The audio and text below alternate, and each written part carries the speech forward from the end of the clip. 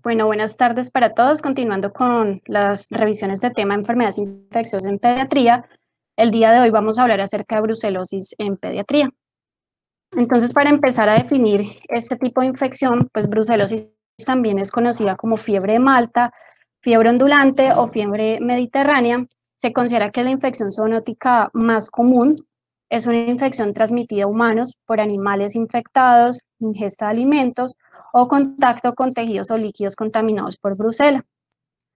Acerca un poquito de la historia, en 1859, esta infección fue descrita por primera vez por el médico J.A. Marston, el cual pertenecía al cuerpo médico del Ejército Real Británico entre las tropas de Malta en la guerra de Crimea. Posteriormente, en 1886, David Bruce, otro médico que también pertenecía a las mismas tropas de Malta, aisló la bacteria del vaso de un paciente afectado. Y aproximadamente 10 años después, en 1896, el veterinario Bernard Bank aisló la especie Brucella abortus en fetos de ganado. En cuanto a la epidemiología, esta es una infección que se considera endémica en países del Mediterráneo, Oriente Medio, Asia Central, China, África, América Central y Sur. Y a nivel mundial se notifican aproximadamente 500.000 casos al año y se estima que actualmente hay 2.400.000 millones de personas en riesgo de contraer pues, esta infección.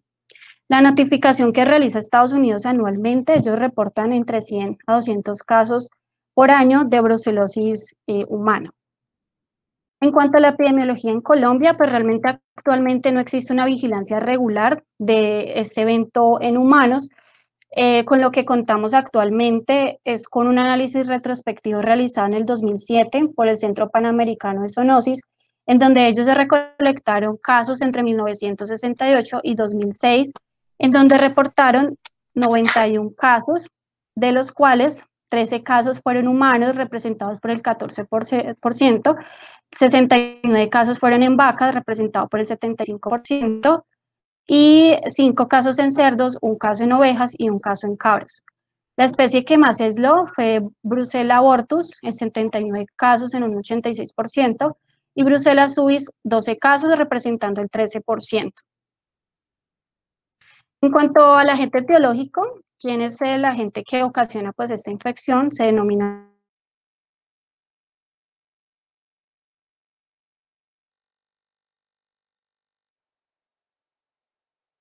intracelularmente.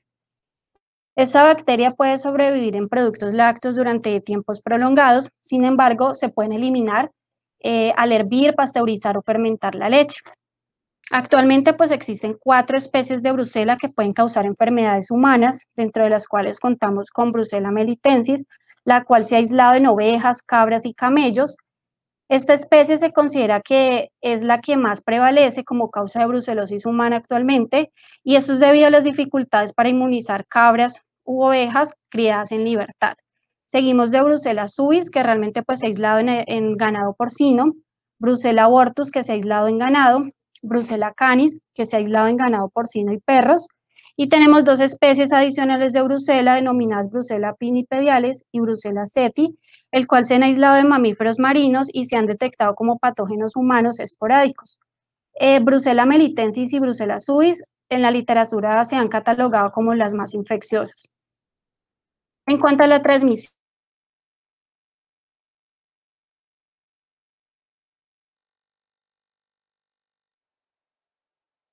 animales infectados o productos no pasteurizados, realmente esta va a ser la vía pues, más común de transmisión, en donde el consumo de productos lácteos no pasteurizados, especialmente como la leche cruda, el queso blando, la mantequilla o hasta el helado, es el medio pues, más común de transmisión.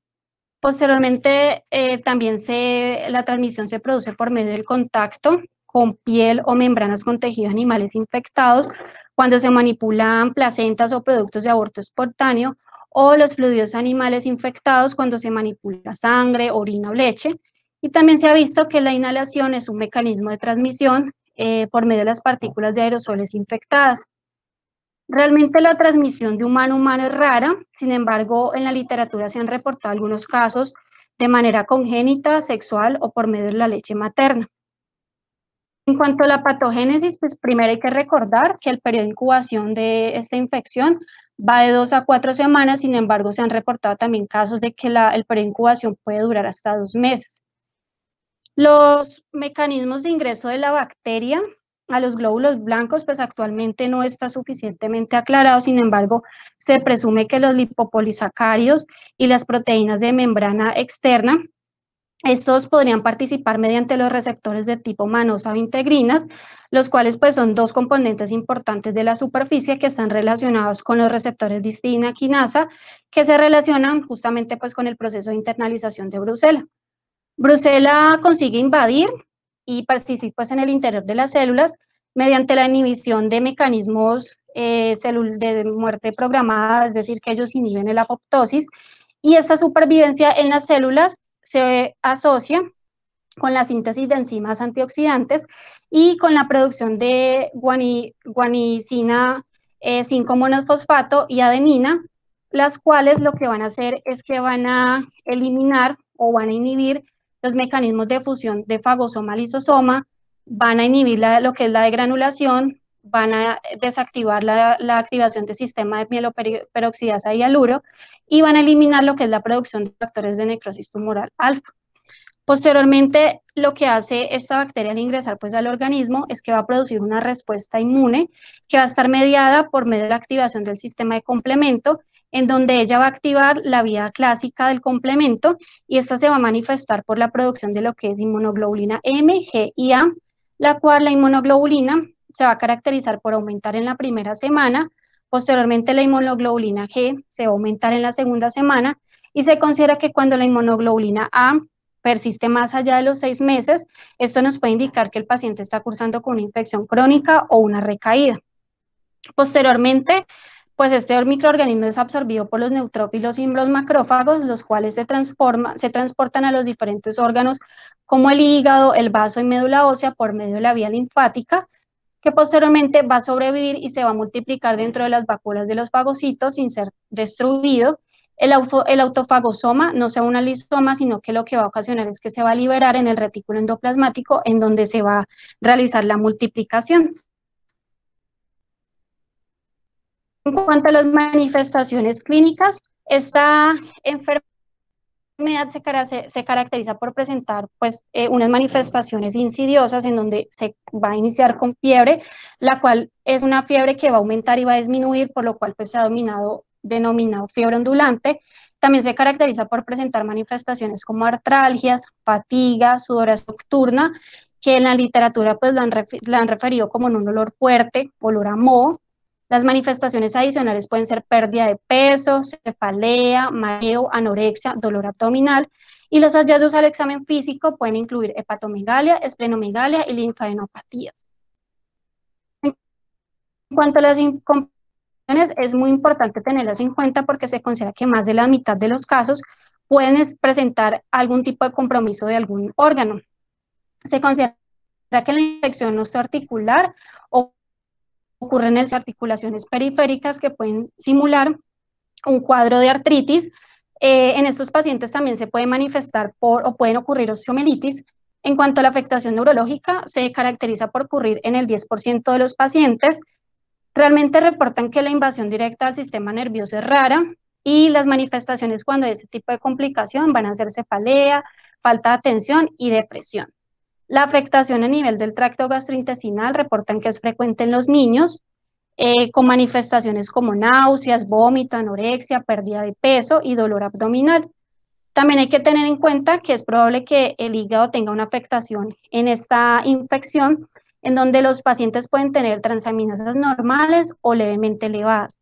También pueden aparecer lo que son granulomas o abscesos hepáticos. Y la afectación cardiovascular reportan pues que es rara, pero se han presentado cuadros de endocarditis, miocarditis, pericarditis o aneurismas micóticos. La orquitis o epidemitis complicada también se han reportado casos del 2 al 20% de los pacientes.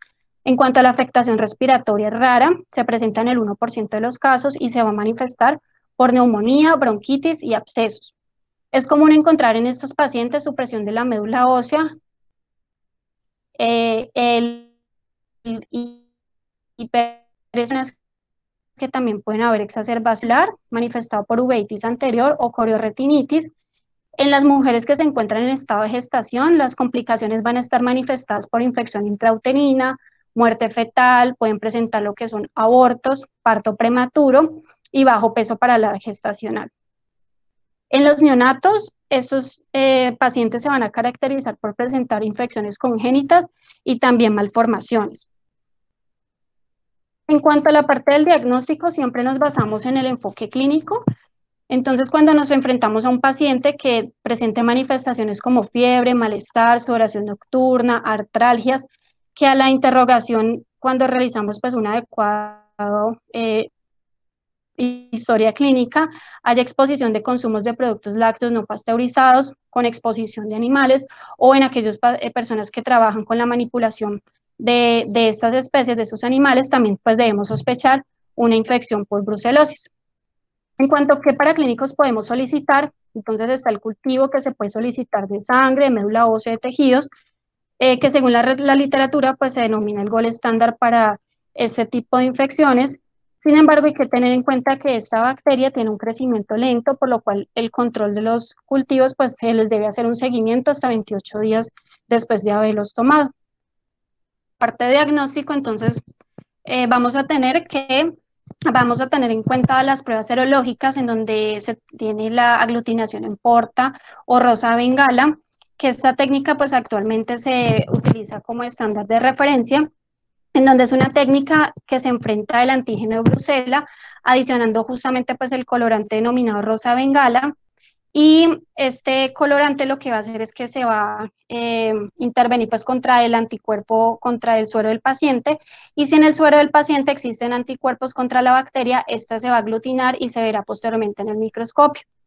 Otra de las técnicas que contamos es la técnica de aglutinación estándar, en donde según la literatura pues presenta mayor experiencia, con unas pruebas positivas cuando se cuentan con títulos mayor de 1 en 160 en regiones no endémicas y 1 mayor en 320 en regiones endémicas.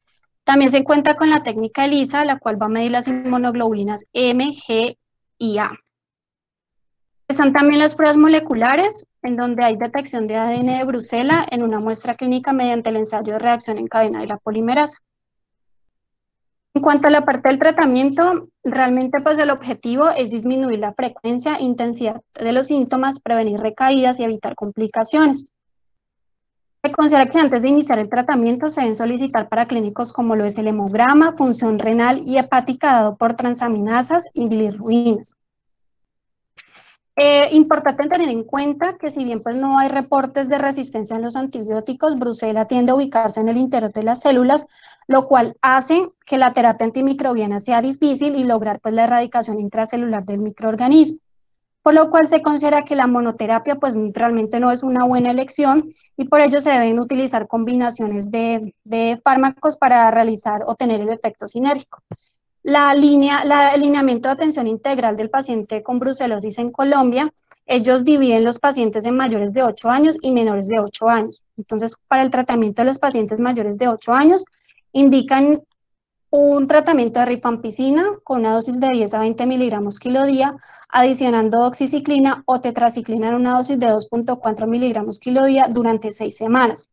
Recomiendan que en caso de que los pacientes no presenten una adecuada respuesta a ese tratamiento, entonces rifampicina 10 a 20 miligramos kilo día, más doxiciclina o tetraciclina a la misma dosis de 2 a 4 miligramos kilo día, durante 16 a 24 semanas, adicionando gentamicina en una dosis de 5 miligramos kilo día, o recomiendan streptomicina 1 gramo al día durante 2 semanas.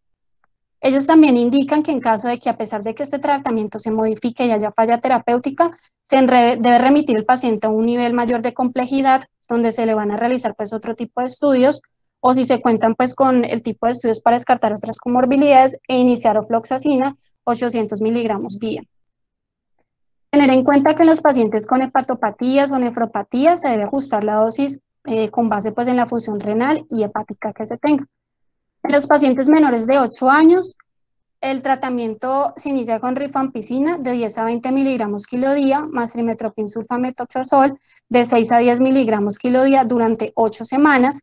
En caso de que haya falla terapéutica o haya afectación de algún órgano blanco, entonces se va a iniciar rifampicina de 10 a 20 miligramos kilo día más trimestoprim en una dosis de 6 a 10 miligramos kilo día durante 16 a 24 semanas, adicionando gentamicina 5 miligramos kilo día durante 2 semanas. Y ellos recomiendan pues evitar el uso de tetraciclinas en la población pediátrica, ya que pues esto afecta a los procesos de dentición. En las pacientes gestantes ellos recomiendan que realmente se evalúe la necesidad de iniciar el tratamiento por parte pues de su grupo de especialistas. En cuanto al seguimiento de sus pacientes, recomiendan pues muy estrictamente realizar un control cada mes. Se debe realizar un control con paraclínicos al primer mes de haber iniciado pues el tratamiento, al tercer mes y al finalizar el tratamiento, con paraclínicos dados por hemograma, función renal y hepática.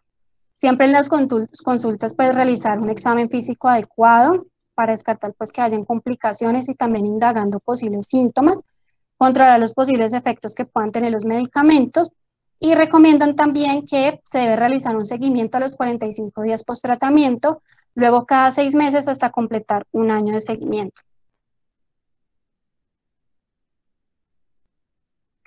En cuanto a la prevención, la Organización Mundial de la Salud en julio del 2020 dio unas directrices pues muy específicas en donde ellos indican que la estrategia más eficaz para eliminar pues estas infecciones a través de la eliminación de la bacteria en los animales, y eso se realiza por medio de la vacunación tanto del ganado bovino, caprino y ovino en áreas donde hay alta prevalencia de esta infección.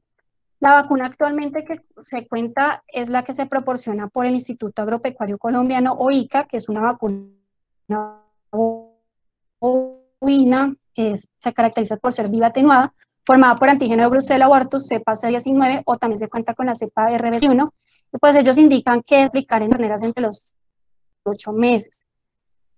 También ellos indican que en aquellos sitios donde no se cuente con la vacunación, es importante sensibilizar a las personas acerca de este tipo de infección, asegurarnos de tener unas medidas de los alimentos, dar pues una adecuada higiene ocupacional cuando se van a manipular este tipo de animales, y la seguridad en los laboratorios de aquellas personas que manipulan las muestras. Importante recomendar pues la pasteurización de la leche para consumo directo o la producción de derivados. Importante, pues ellos hacen énfasis en la educación de evitar productos no pasteurizados, y muy importante, ellos recomiendan una estrategia final en cuanto a las tareas agrícolas, en donde ellos dicen que tener pues un adecuado procesamiento de la carne, medidas de protección, manipulación y eliminación correcta de lo que es placenta, cadáveres animales y órganos. Bueno, eso es lo que les quería traer el día de hoy. Muchísimas gracias por su atención.